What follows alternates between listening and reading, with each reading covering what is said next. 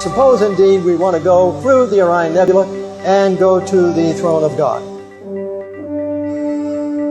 Here we go. As we're leaving the earth here, and of course we'll pass the earth. We see the sun there to our right. Now approaching the sun, and you can see the Orion Nebula there past the sun. As we pass the sun, we're probably going over 100 times the speed of light. And approaching Orion, the individual stars will be passing at different times because they're at different distances from the earth. But it's actually in the sword of Orion. The middle star of the sword of Orion is the Orion Nebula. We're approaching it here. Coming closer, coming closer. The Orion Nebula is 1,500 light years from the earth. That cavern is actually 100 light years wide. You go into the center of that cavern. We're circling around the trapezium cluster here. This is actually something you can see with the home telescope if you're interested in looking at it. You won't see the nebulosity, but you will see the trapezium.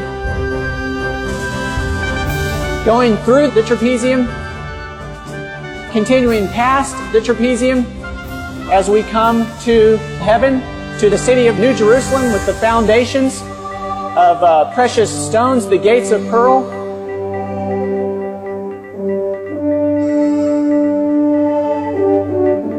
Approaching now to the temple in the New Jerusalem. The sanctuary. And as we go to the sanctuary, what are we going to end up with? There is indeed right before us Christ the great high priest and the Ten Commandments. And the Ten Commandments. The Ten Commandments. Fixed right before the throne of God. Jesus Christ himself, the author of them all, ministering before the Ark of the Covenant, the mercy seat. David, and after we are there, what's going to happen in return? Of course, Jesus, at the time of the second coming, will step out of the most holy place. He will begin to come back to the earth. Of course, Jesus leaving the New Jerusalem there, coming through the open space in Orion. There's the trapezium now.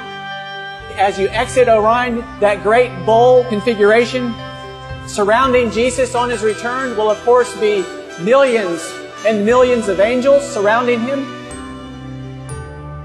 Of course, as Jesus himself speeds toward the earth at thousands of times the speed of light,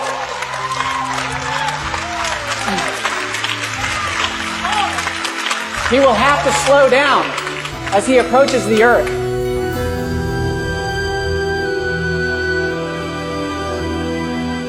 Coming through the solar system, he passes the sun, of course doing many times the speed of light until he gets close to the earth, slows down. The people on the earth will first see a dark cloud.